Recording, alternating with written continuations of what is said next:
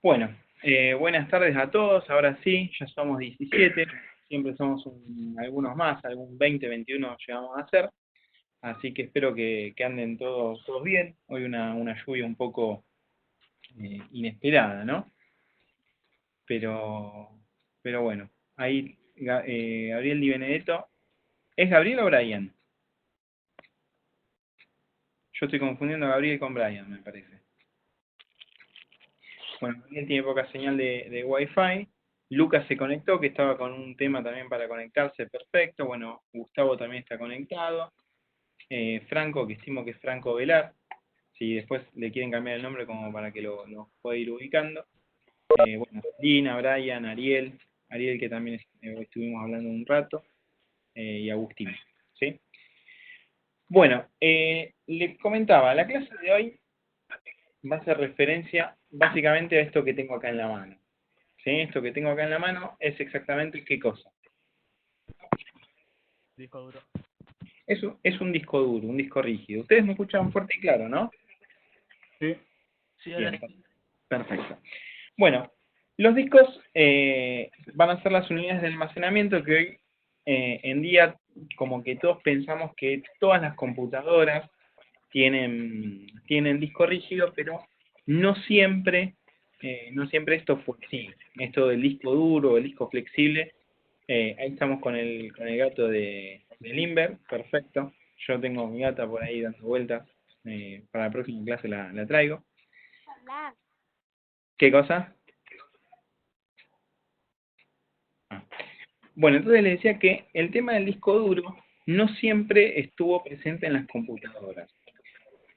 Cuando una máquina enciende, va a realizar un proceso, se van a cargar archivos, se van a cargar un montón de cuestiones y se van a ejecutar los programas básicos, es decir, se va a ejecutar el sistema operativo para que esta computadora funcione. Hace unos cuantos años las computadoras se ejecutaban desde los viejos disquetes. Los viejos disquetes, ¿tienen visto lo que son los disquetes o más o menos? sí. Sí, segurísimo. A ver, que buscamos alguno. No sé si quieren buscar ustedes por ahí, pero acá buscamos alguno y yo se los comparto. Pero lo cierto es que las máquinas cargaban básicamente desde estas estructuras. Esperen que les voy a compartir ahí la pantalla. ¿Sí? Desde estas estructuras. Discos muy grandes, que se denominan discos de 5 1/4, como los que tengo acá. ¿Sí? Después discos de 3,5, pero ¿qué pasaba? Son unidades de almacenamiento que se denominan unidades flexibles. Eh, muchas veces aparece y van a ver en las conexiones del Mother. ¿Dónde se conecta una disquetera en un Mother? Ustedes que ya estuvieron trabajando con Mother. ¿Dónde se conectaba la disquetera? Una en que le decíamos el floppy, el conector de flop. ¿Se acuerdan o estamos hablando? Sí. ¿Sí? Perfecto, genial. Bueno, el floppy justamente es la conexión, es la abreviatura del Flexible Disk Drive. Si nosotros leemos la sigla FDD, quiere decir Flexible Disk Drive. Y se acuerdan que teníamos una... Gustavo dice que no. A ver qué. Estimo que está haciendo referencia a que no conoce el término de floppy. Nosotros lo estuvimos trabajando en las clases anteriores con los componentes de la placa madre. Hay unos apuntes como para ir leyendo y hay unos esquemas para ir trabajando, pero es un tipo de conexión que habíamos visto en las clases anteriores. O sea, iríamos por ese lugar, Gustavo. Lo que estamos comentando ahora es que antiguamente estos discos flexibles permitían cargar el sistema operativo. Es decir, yo cargaba el sistema operativo a medida que iba aprendiendo la máquina. Es decir, prendía la máquina, metía el primer disquete, se cargaba lo que tenía dentro. ¿Dónde se cargaba? Podrían llegar a preguntar ustedes. Y se carga en la memoria RAM. ¿Se acuerdan que habíamos trabajado que era la memoria de trabajo? Entonces se iba cargando en la memoria RAM, uno sacaba un disquete, ponía el segundo disquete, se cargaba el segundo, sacaba el segundo disquete, ponía el tercero, sacaba el tercero, a veces tenía como 9 o 16 disquetes para instalar y recién ahí iniciaba el sistema operativo.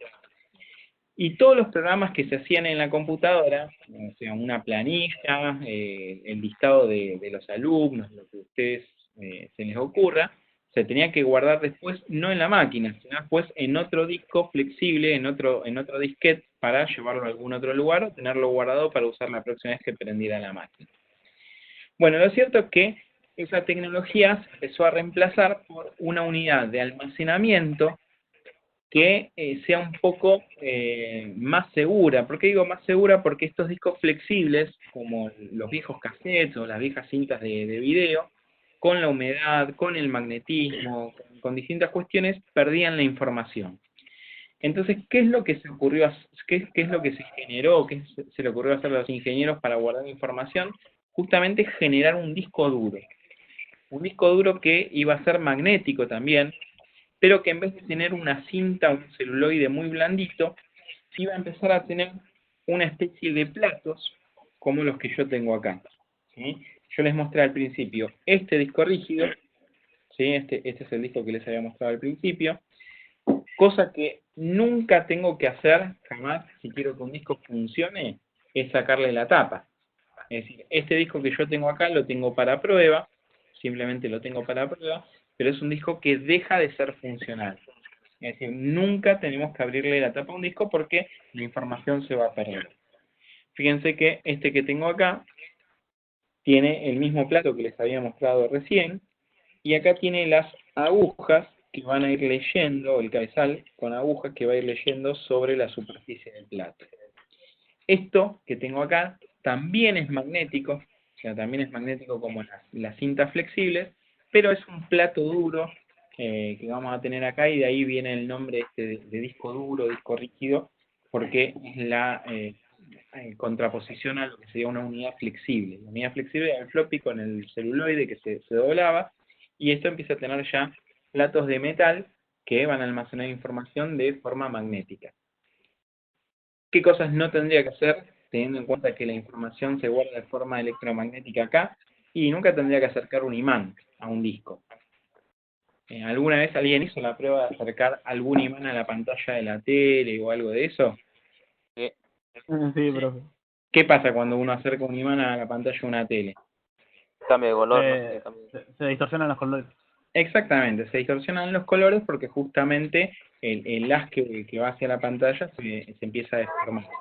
Y a veces puede pasar de que si uno acerca mucho un imán a una pantalla, queda totalmente, o si la malla desmagnetizadora deja de funcionar, queda como manchado eso y hay que solucionarlo de alguna forma porque queda magnetizada la pantalla. Bueno, en los discos pasa lo mismo. Digo, si yo quiero que un disco funcione bien, no tengo que nunca acercarle un imán. Si el disco está cerrado, ¿sí? Si el disco está cerrado, por el material que tiene, fíjense que yo acá tengo un imán que es bastante potente. Bueno, por ahora, créanme que es potente. A ver, espero no agarrarme el dedo con esta experiencia porque es realmente potente, pero fíjense que yo acá tengo una fuente de alimentación y pongo el imán y fíjense que es bastante potente, ¿se ve?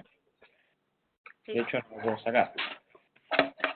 Bueno, si el disco está totalmente sellado, cuando yo quiera apoyar el imán, digamos, no va a tener la misma, digamos, no va a tener el mismo agarre que yo tenía con, ¿sí? Fíjense, con la fuente, por el tipo de material que tiene. ¿Ven que acá no agarra? Entonces, como que tiene cierta protección, pero si yo quiero que este disco funcione, este imán no lo tengo que tener cerca, ni ningún tipo de imán, porque la información está guardada de forma electromagnética. ¿Vamos hasta ahí? Sí. Bien. ¿Qué cuestiones tengo que tener en cuenta con respecto a los discos? Todos los discos van a tener algo que se llama interfaz de conexión, que es con lo que vamos a empezar a trabajar, y la interfaz de conexión no es nada más ni nada menos que el cable que vamos a enchufar ¿a dónde? ¿A dónde creen que vamos a enchufar este cable?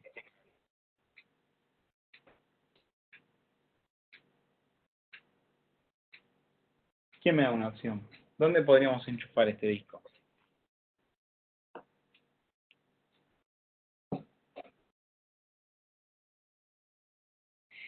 Bueno, mientras tenemos una pregunta, Ezequiel dice si el disco se daña, ¿hay alguna forma de recuperar datos? Bueno, sí, siempre hay formas, pero siempre son bastante costosas y no las podemos hacer en un lugar que no sea adecuado. Es decir, yo no puedo abrir el disco en una mesa de trabajo común, lo tengo que hacer en una cabina presurizada. ¿Está respondido eso, Ezequiel? Lo mismo si se daña alguna placa o se daña algún componente, muchas veces se puede recuperar información, pero es bastante tedioso el proceso y bastante costoso el proceso. Y hay que tener herramientas y varias cosas para poder recuperarlo. Lo que vuelvo a preguntar, ¿dónde conectamos los discos rígidos? En la ID. En el IDE, exactamente. Es decir, este justamente, que se ve ahí en pantalla, este tipo de conectores, que se denomina conector IDE, que es muy parecido a quién, después de lo que hablamos hoy. ¿A quién es parecido ese conector? No, no. Es parecido al de la disquetera, es parecido al conector de floppy.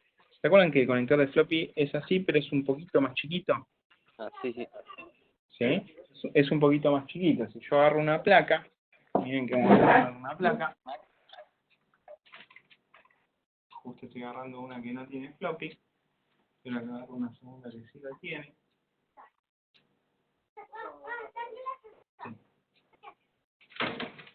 Fíjense, cuando yo agarro esta placa, tengo el ID, se ve que es el color verde, ¿no? ¿El ID? El ID sería este, exactamente, el color verde. Y el floppy, en este caso, se encuentra ahí abajo. ¿Siempre se encuentra ahí abajo? ¿Siempre? Y siempre, como digo, depende del chino que haya fabricado la placa. Podría estar a un costado, podría estar abajo, pero siempre va a estar presente. Estamos en los modelos ya muy nuevos que deja de estar como estándar. Pero muchos modelos lo siguen incorporando, aunque sean nuevos. Pero de dónde está ubicado en la placa siempre depende de cómo lo diseñó el fabricante. Lo que les decía es que una de las cuestiones a tener en cuenta va a ser la interfaz. ¿Sí? Esto que tenemos acá, nosotros lo vamos a denominar interfaz, y en este caso lo vamos a llamar interfaz de datos. ¿Por qué? Porque acá vamos a conectar el cable de datos. ¿Está bien? Y si me corro acá, me voy a encontrar con la interfaz de energía. Esto que tengo acá es la interfaz de energía, y diría que ustedes tendrían que saber cómo se llama esa interfaz de energía. ¿Cómo se llama esa interfaz de energía? Con 4 conectores. Estoy buscando la fuente, ¿no? ¿Chata? ¿Chata o no? No exactamente, esa no exactamente. Miren, este conector, ¿cómo se llama este conector?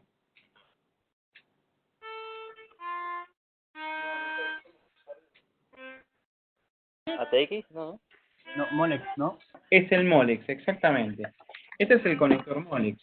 Si yo me fijo ahí, en el lugar, fíjense que voy a agarrar el conector Molex y lo voy a conectar. ¿Se ve ahí? Sí. ¿Sí? Bueno, entonces, por este lado tengo la interfaz de energía.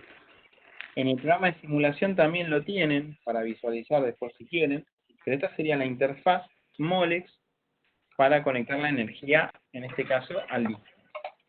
Y por otro lado dijimos que teníamos la interfaz de datos. ¿Está bien?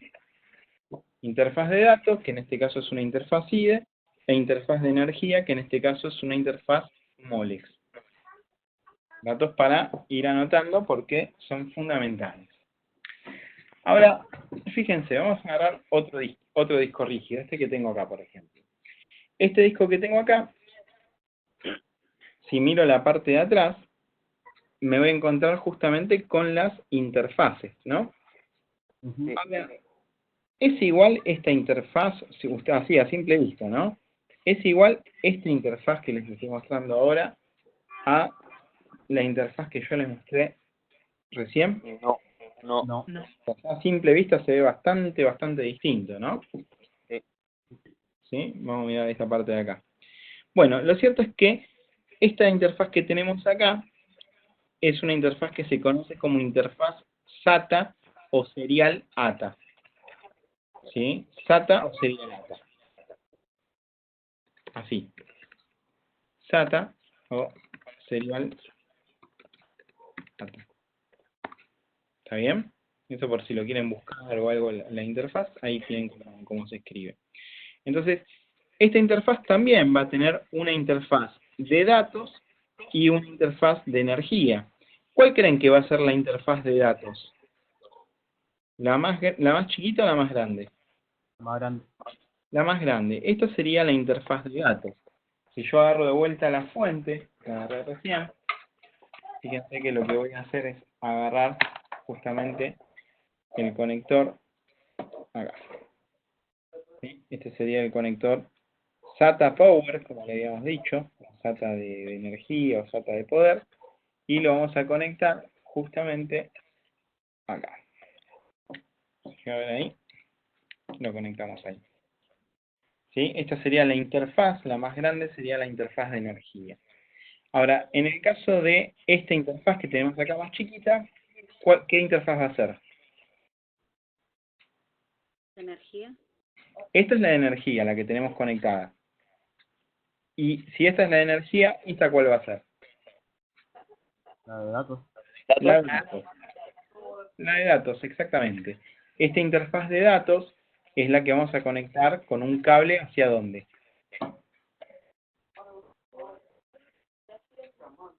¿Dónde vamos a conectar esa interfaz? ATX.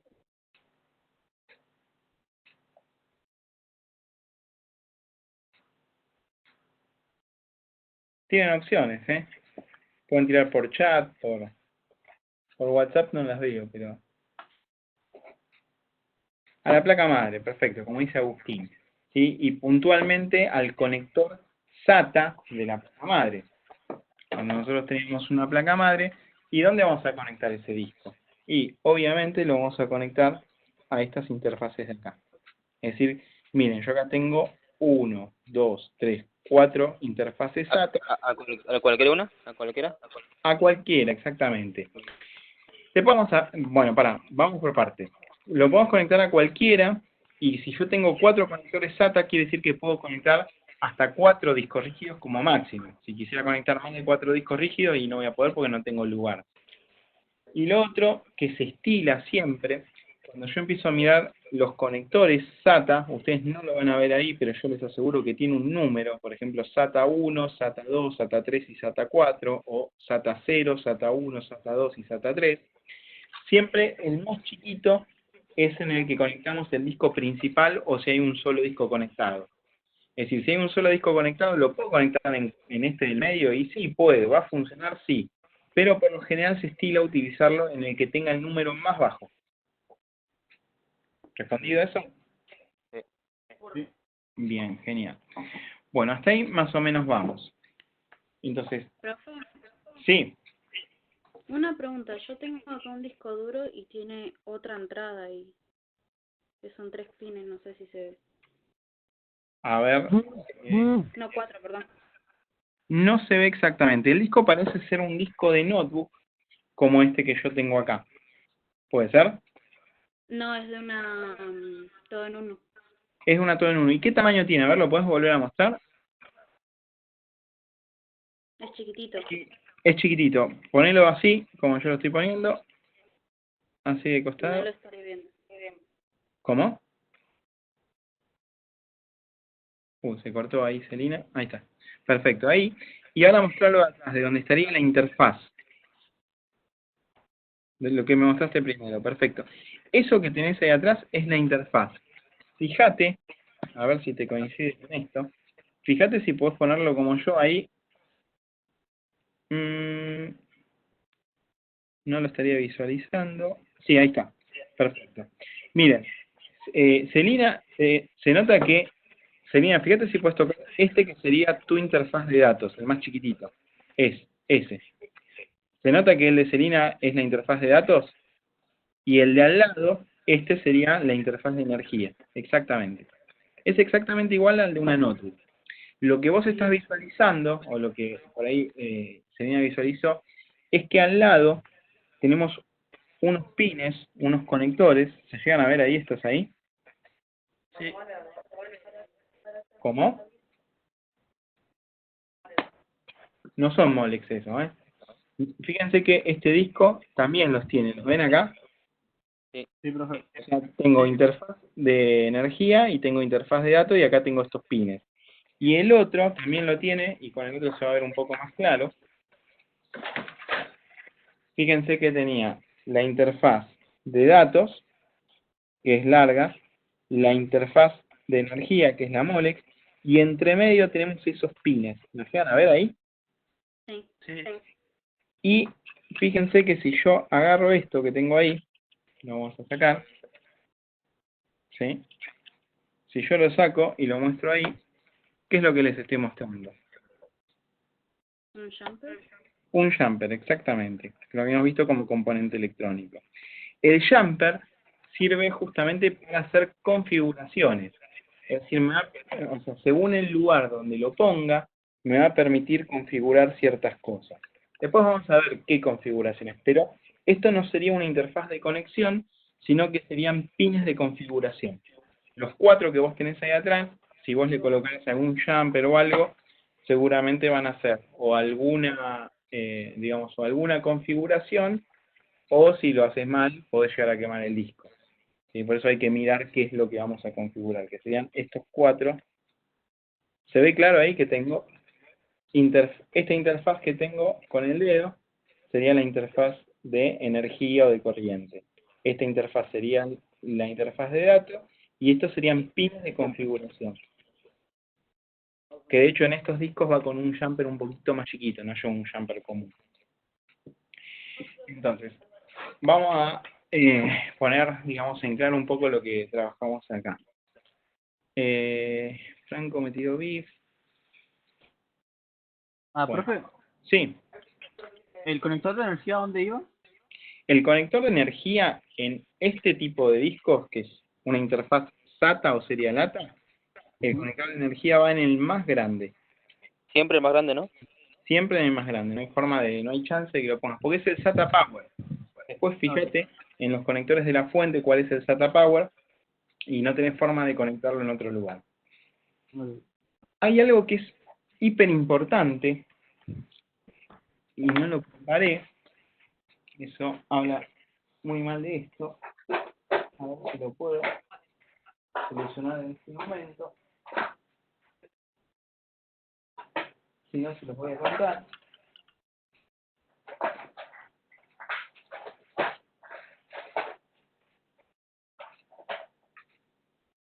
Bueno, no tengo acá ninguno.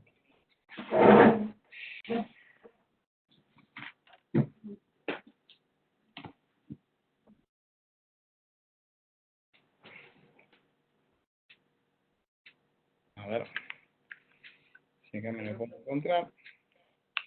Bueno, ¿qué es lo que les quiero mostrar en el caso de que tenga, y me parece que no tengo? Es que en algún momento de... No, no tengo ninguno. Lo que sucedió en algún momento con los discos es que aparecieron discos que se denominaban híbridos a nivel energía. Es decir, que si yo miro un disco, no tengo ninguno acá para mostrarles, pero después pueden buscarlo y lo van a ver. Había discos que tenían una interfaz SATA y en el mismo disco, en este pedacito de acá, tenían una interfaz Molex. Es decir, que tenían 2 entradas de energía. ¿Se entiende la idea? Sí. Entonces, ¿qué cosa era muy común? A ver, vamos a ir poniendo las cosas en una línea de tiempo, digamos. Los primeros discos que se inventaron, los primeros discos, tenían este tipo de interfaz, la interfaz IDE. No se ve ahí, pero ya vamos a hacer esta interfaz IDE. Y venían con este conector Molex que venía en todas las fuentes de alimentación. Después estos discos evolucionaron, se empezaron a dejar de fabricar y dieron paso a las interfaces de este tipo que ya sabemos que se llaman interfaces como SATA. interfaces Perdón, SATA. interfaz. Okay. Sí, interfaz SATA, exactamente. Entonces, ¿qué pasa? Algunos discos nuevos con interfaz SATA venían con la nueva interfaz de energía, pero por las dudas traían la vieja interfaz de energía soldada en el mismo disco. ¿Sí? Es decir, traían un Molex. Entonces, ¿qué era lo que, o sea, cuál era lo que pasaba comúnmente? Que si yo veo acá un conector de SATA Power y acá veo un conector Molex y tengo una fuente que tiene los dos conectores, ¿qué era lo que hacía generalmente la gente? Conectaba los dos, ¿sí? Conectaba el Molex y conectaba el SATA. Conectaba los dos. Y eso hacía que el disco, o la placa del disco, explotara y no servía más. ¿Sí? Literalmente se quemaba, o sea, salía olor a quemado y no funcionaba más. ¿Por qué? Porque se ingresaba energía por los dos lugares. ¿Está bien? Lo que nunca tienen que hacer cuando hagamos conexiones es mirar la formita y bueno, ya que la formita va, enseguida encastro y enseguida conecto. Eso es lo que nunca tenemos que hacer como técnicos. Es decir, cada vez que yo vaya a hacer una conexión, yo tengo que saber qué es lo que estoy conectando, dónde lo voy a conectar y cómo se hace esa conexión. En el caso que yo no sepa eso, sí o sí tengo que averiguar cómo hacerlo. O le pregunto a un compañero, o lo busco en Google, o bajo el manual del fabricante, o lo que sea. Porque también me ha pasado muchas veces de que se conecta el conector de floppy de la fuente en el panel frontal, por ejemplo, o en los USB. Y ahí lo que hacen es volar la placa madre directamente. Entonces, si yo como técnico recibo un disco y tiene dos interfaces, es decir, una SATA o una Molex, ¿cuál voy a usar? SATA. ¿Todos dicen SATA? Yo te le decía SATA. ¿Cómo? ¿Cualquiera de las dos o no sirven las dos? Cualquiera de las dos, exactamente. Yo puedo elegir cualquiera de las dos. O elijo SATA o elijo Molex y está bien. Pero ¿qué cosa no tengo que hacer? Conectar los dos juntos. Conectar las dos juntos, exactamente. Eso es lo que yo no tengo que hacer porque voy a dañar el disco y puedo llegar a dañar la fuente también porque va a ser un bucle de energía y se van a dañar los componentes. Hoy día todas las interfaces que ustedes vayan a comprar, todas las interfaces van a ser SATA, digamos, ya no existe más el Molex para discos rígidos ni para unidades ópticas. Las unidades ópticas quedan.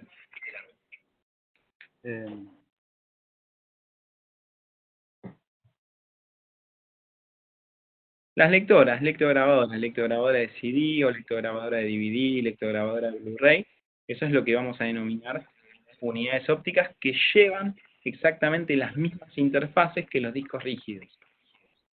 ¿Sí? Ya hay algunos les estoy tirando dos preguntas para que resuelvan de la guía. Nahuel pregunta si las clases están grabadas. Están casi todas grabadas. Hoy creo que una tuvimos error técnico y creo que el error técnico fue mío que no puse a grabar.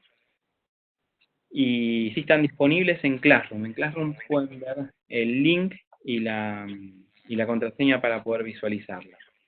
Y bueno, y Nahuel también decía que conectaría por el SATA porque es más nuevo, pero bueno, también podría darse que no tenga una fuente con interfaz SATA de corriente y utilizo la Molex y también estaría bien. ¿Sí? Pero lo que no hago es conectar las dos juntas. Escucho. Usted dijo que las unidades ópticas tenían los mismos conectores que los discos rígidos, ¿no? Sí, es correcto, sí. Yo voy a Ok, gracias. tienen las mismas interfaces, es decir, me voy a encontrar con unidades ópticas que sean SATA y con unidades ópticas que sean IDE. ¿Sí? Con las dos. Listo, gracias. Bien. Bueno, eso con respecto a lo que son las interfaces. Y existe un tipo de interfaz más, que lo vamos a mencionar, pero que no va a ser de nuestro estudio, que son las interfaces SCSI, que se escribe SCSI.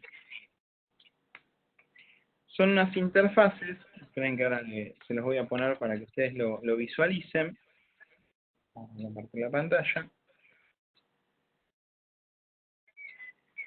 Me confirman si se ve la pantalla. Sí.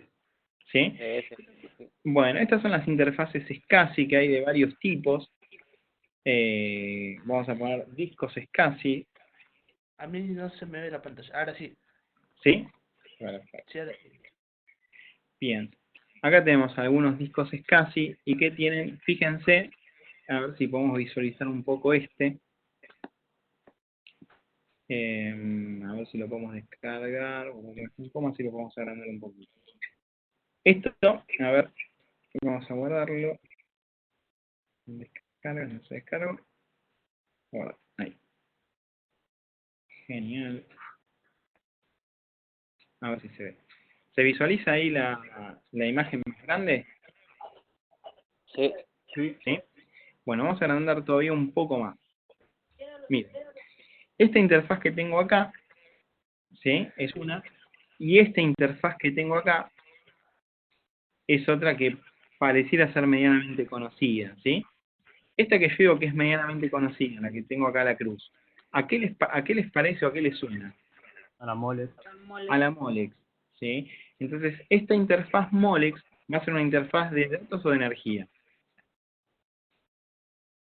¿Cómo, Jorge? Si esta interfaz Molex va a ser de datos o de energía. Energía. La De energía. energía. Exactamente, es decir, ahí vamos a enchufar la fuente de alimentación. Y este conector que tenemos acá sería la interfaz de datos que no es IDE, no es SATA y es una interfaz que se denomina SCSI o SCSI y que se escribe como les decía, SCSI. ¿Sí? Como se escribe acá. ¿Está bien? Sí. Bueno, pero ¿qué pasa? Estas interfaces se usan en servidores, digamos, no van a encontrar casi nunca un disco con este tipo de conexiones. ¿Sí? Acá tenemos discos más nuevos, así con SCSI, que son discos para, por ejemplo, enchufar y desenchufar con una máquina encendida. ¿Sí? Acá tenemos algún otro tipo de conexiones, los discos SAS son la evolución del SCSI, pero no sé si se llega a ver ahí la imagen. Fíjense que acá dice discos para servidores y son discos que van a quedar por fuera de nuestro análisis. No sé si Miguel está conectado, pero Miguel en algún momento, Miguel Molina del turno noche, había traído algunos discos SCSI justamente para visualizarlos, pero bueno, son discos que no son de computadoras de escritorio. Así que, pero si en algún momento lo ven o algo, para que tengan una idea. Dígame. En el conector SCSI, ¿qué cable se conecta? O sea, en el conector de energía, de datos. En el conector de datos vas a tener también un cable para SCSI. Y tenés como de distintos pines. ¿Sí? Tenés de 82 pines, 72 pines, digamos. Tenés distintos tipos de cables y son específicos de esos discos. Lo mismo que con el SAS también vas a encontrar algo muy parecido. Son cables específicos. Ok. Bueno, algo fundamental que lo dije recién al pasar es que siempre que nosotros vamos a hacer la contraposición, cuando nosotros conectamos un pendrive a la computadora, todos coinciden que el pendrive es una unidad de almacenamiento. Sí. Sí, o sea, es una unidad que me permite almacenar cosas. De hecho, incluso hasta podría almacenar un sistema operativo para que se ejecute, que después lo vamos a ver con Hirens, pero un pendrive es una unidad de almacenamiento. ¿Qué pasa cuando yo quiero enchufar un pendrive a la computadora? ¿Qué tengo que hacer? Conectarlo al puerto USB. Lo conecto al puerto USB y fíjense que simplemente con conectarlo al puerto USB está recibiendo energía y está recibiendo datos. Es decir, por el mismo puerto toma absolutamente todo y no tengo que hacer nada. ¿Y lo puedo hacer con la computadora prendida o la tengo que apagar? Lo puedo hacer con la computadora prendida. Lo puedo hacer con la computadora prendida sin ningún tipo de problema. En el caso de que yo tenga que desenchufar el pendrive, tengo dos formas de desconectarlo o dos formas de desenchufarlo. ¿Cuáles son las dos formas? Arrancarlo de una o ponerle pulsar desde la computadora. Bien, igual no tengo que hacer. Sacarlo de una. Sacarlo de una. Exactamente. Bueno, cuando yo saco un pendrive de una, como dicen ustedes, puede no pasar nada. De hecho, el 80% o 90% de las veces no pasa nada y soy recapo porque re rápido lo saco.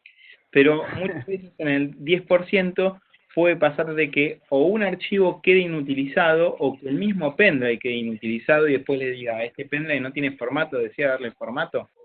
Sí. ¿sí? Entonces queda dañado, después bueno hay que ver si se puede recuperar con alguna aplicación o algo de eso, pero eso es a tener en cuenta. O apago la computadora y desconecto el pendrive, o como decía Celina, voy a expulsar no sé, con seguridad del equipo y lo que hace es cerrar todo lo que esté en el canal. ¿Se acuerdan? ¿Cómo? Sí. ¿Por qué pasa eso? Y justamente de eso iba. ¿Se acuerdan que en la clase pasada habíamos hablado del flujo de información? Sí. Si yo meto información por un pendrive, estoy ingresando a la máquina, ¿por dónde? Por el procesador. No ingreso por el procesador. Llego al procesador, pero ¿por dónde ingreso? Northwich. ¿Por dónde ingreso? USB, ¿eh? Ah, CPU. Ah. Ahí llego. Pero ¿por dónde ingreso? ¿Dónde enchufo un pendrive? En la conexión de panel frontal. USB, el panel Sí, frontal. puede ser en el frontal o en el trasero, pero sí lo conecto en el USB. ¿Quién controla el puerto USB? El sobre, después pasar al Norwich y todo.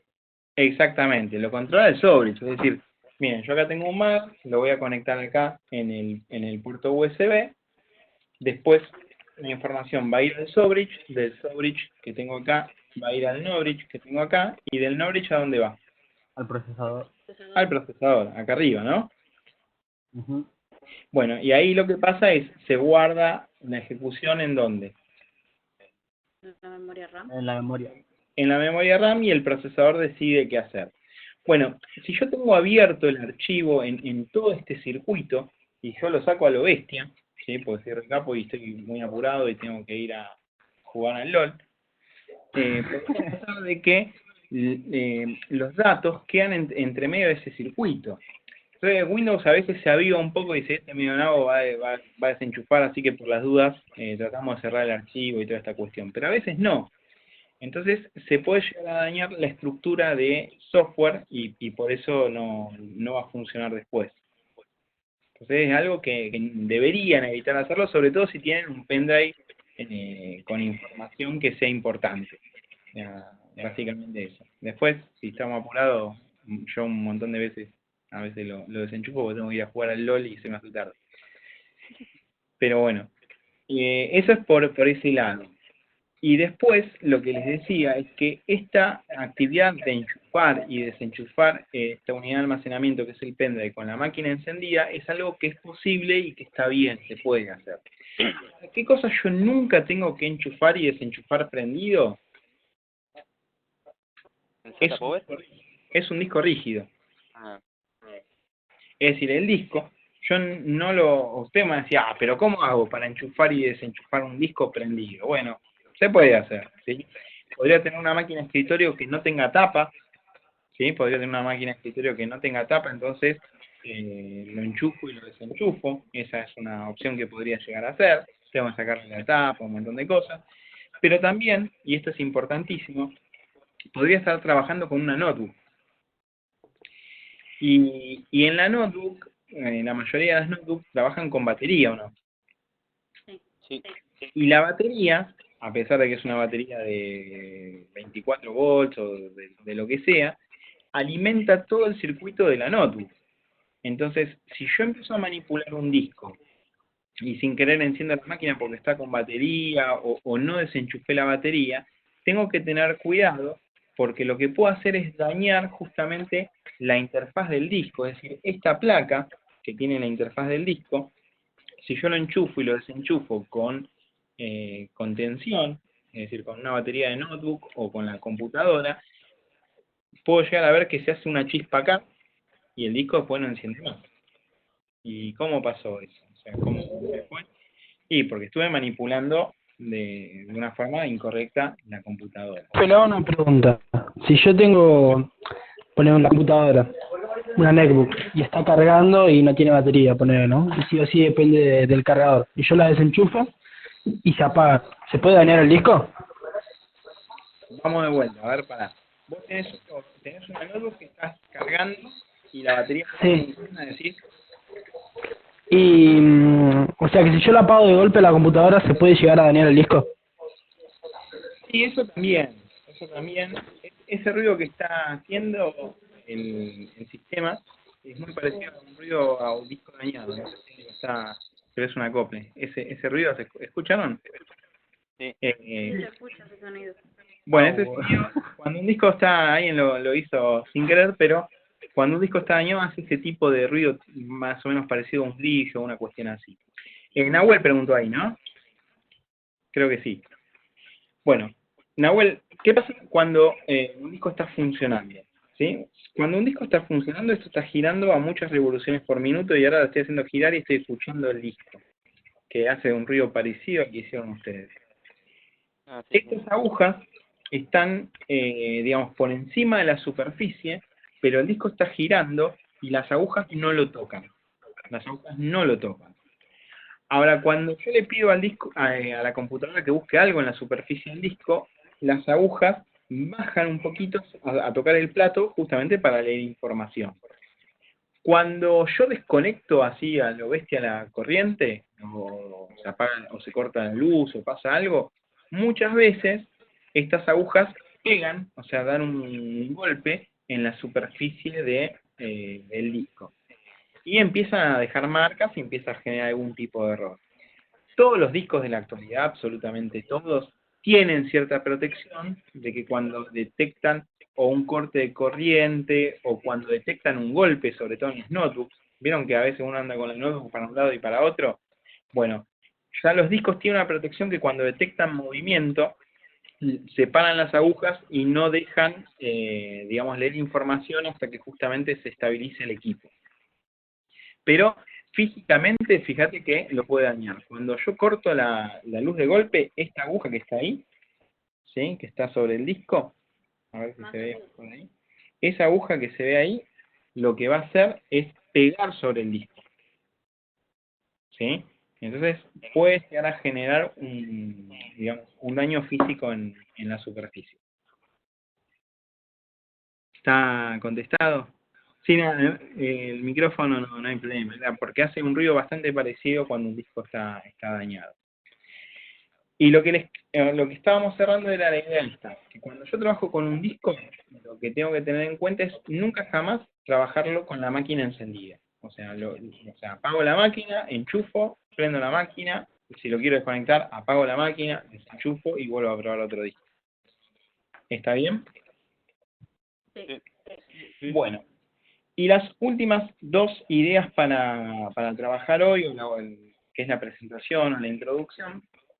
Bueno, por un lado hablamos acerca de las interfaces de conexión, las interfaces SIDE, las interfaces SATA. Mencionamos la interfaz SCSI. Después, por otro lado, estuvimos hablando acerca de los discos duros de este plato que van a utilizar para trabajar. Y este mecanismo de plato duro, que sería se denominan discos mecánicos, en la mayoría de los discos que vamos a estar ubicando hasta ahora, van a ser reemplazados, de hecho ya son reemplazados. Fíjense que este disco que yo tengo acá es un disco de notebook, pero si yo le sacara la tapa, si quieren después podemos hacer alguna prueba, si yo le saco la tapa me voy a encontrar con un plato como este, ¿sí? Va a haber un plato como este, pero más chiquito. Entonces, si bien es un disco de notebook, es un disco más chico, sigue siendo un disco totalmente mecánico. ¿Está bien? ¿Qué otros discos empiezan a aparecer? ¿Quién me ayuda con esto? ¿Qué tengo acá en la mano?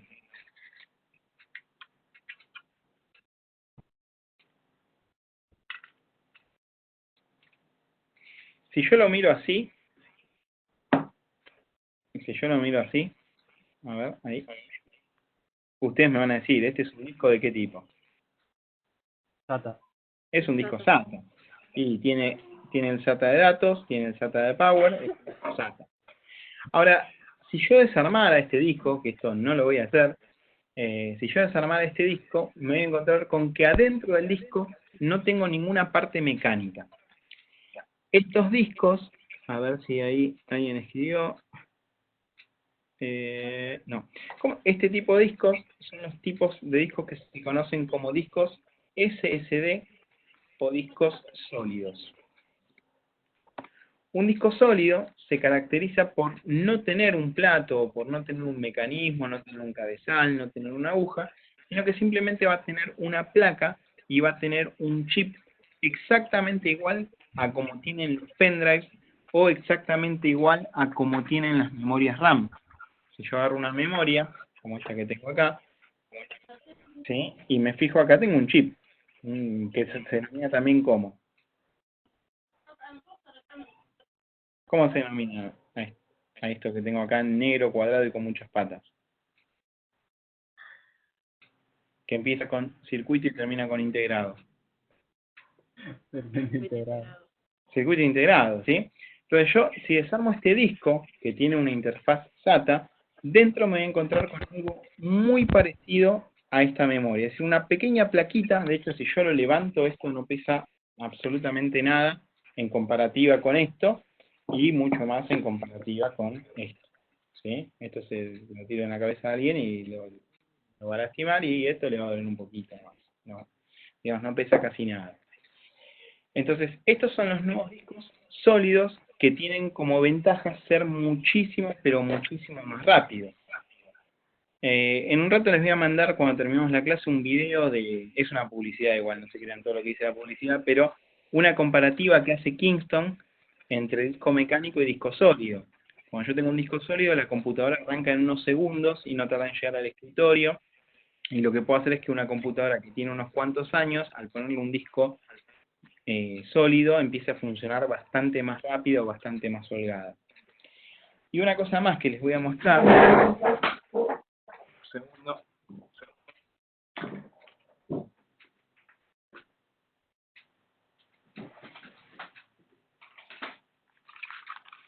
Son estos tipos de discos.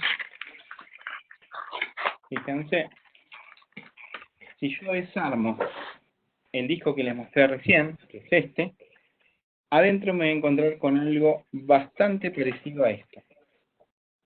¿Sí? Bastante parecido a esto. ¿Se llega a ver? ¿Sí? Bueno, ¿quién me dice qué tengo en la mano? Una placa. ¿Y qué es esta placa? Una memoria RAM. No es exactamente una memoria RAM. Bueno, esto que tengo en la mano es un disco rígido. Es un disco rígido que se denomina así, disco rígido M2. ¿Sí? Esto es un disco rígido y que tiene también 480 GB, como tiene este disco que tengo acá de 480 GB. Pero ¿qué pasa con el tamaño? Muy chiquito. Mejor. Es mucho más chiquito, parece, de hecho es, miren, la memoria RAM es esto que tengo acá, ¿se llega a ver? ¿Sí? Y el disco rígido es esto. ¿Sí? ¿Se nota la diferencia? Sí. Entonces, esta es una nueva tecnología de discos que la pueden comprar en el chino y todo, está presente. Yo sí tengo que tener una computadora que puede ser una notebook o una computadora de escritorio que tenga un conector, como les escribí ahí, M2, que se llama así, conector M2, y va a almacenar información. Va a ser muchísimo más rápido, va a ocupar menos lugar, va a consumir menos voltaje. Y hoy día, por ahí un poco de las desventajas que tiene es que si se pierde información, es muy difícil recuperarla. Es decir, si un disco de esos deja de funcionar, no va a haber mucha chance de recuperar información. O va a ser mucho más complicado. ¿Sí? Así que, bueno, esto es un poco la presentación de lo que serían las unidades de almacenamiento físicas. ¿Sí? Cuando hablamos de unidad de almacenamiento estamos hablando de un dispositivo que me va a permitir almacenar información de cualquier tipo. Video, foto, música, sistema operativo, digamos, lo que a ustedes se les ocurra se puede guardar en estas unidades de almacenamiento. La unidad de almacenamiento principal hoy día en cualquier computadora de escritorio, notebook o netbook o ultrabook o cualquier dispositivo van a ser los discos rígidos o los discos duros. De acuerdo a cómo se conectan, ¿sí? De acuerdo a la interfaz de conexión, ¿cuáles serían las interfaces de conexión? SATA. SATA, Molex, ¿no? Mole. Sí, pero Molex sería la interfaz de conexión, o sea, es la interfaz de conexión eléctrica, por así decirlo. Pero SATA sería una interfaz de conexión que va a incluir al SATA de datos y al SATA de energía. ¿Qué otra interfaz tendríamos? Casi. Bueno, la SCSI tendríamos, pero la dejaríamos afuera porque sería de servidores. La ID. La IDE sería otra interfaz de conexión. Y la que presentamos recién, nuevita y chiquitita, que sería la interfaz M2. Okay. ¿Sí? La interfaz M2 sería otro tipo de conexión que vamos a tener. Son esas tres las que vamos a visualizar nosotros. SCSI y SAS lo vamos a dejar por fuera. Lo mencionamos nomás. Ahora, si vamos a la tecnología con la que trabajan los discos, nos vamos a encontrar con dos tipos de tecnología de trabajo. Por un lado, los discos mecánicos, que son los discos que tienen plato, como estos que tenemos acá, que todavía existen. Nos vamos a encontrar con los discos de estado sólido, que son estos que tenemos acá, o este M2 que tenemos acá. Digamos, ¿cambia la interfaz de conexión? Sí. ¿Funcionan exactamente igual? Sí. O sea, los dos son discos de estado sólido. Y pueden encontrarse por ahí, en algún lugar, algún tipo de interfaz híbrida, donde yo tenga algún disco que tiene un plato para almacenar información, y tengo un chip chiquitito dentro del disco que tiene una parte o un espacio de disco sólido. Y se van a llevar de tarea eso, para averiguar por qué existen los discos híbridos. ¿Sí? O sea, o qué ventaja tienen los discos híbridos, o para qué se utilizarían, y lo vamos a discutir el miércoles cuando nos conectemos de vuelta. ¿Está bien? Sí. Bueno, Bueno, como siempre, dudas, consultas, y los escucho. Por hoy no. No. nada, profe. Bueno, terminen el práctico de Mother, léanse el material anterior que tienen, y bueno, nos vemos el miércoles a las 19 horas, ¿está bien? Bueno, profe, nos vemos. Bueno, nos vemos, que anden bien, Ya. salud para todos. Cualquier duda o consulta, me avisa.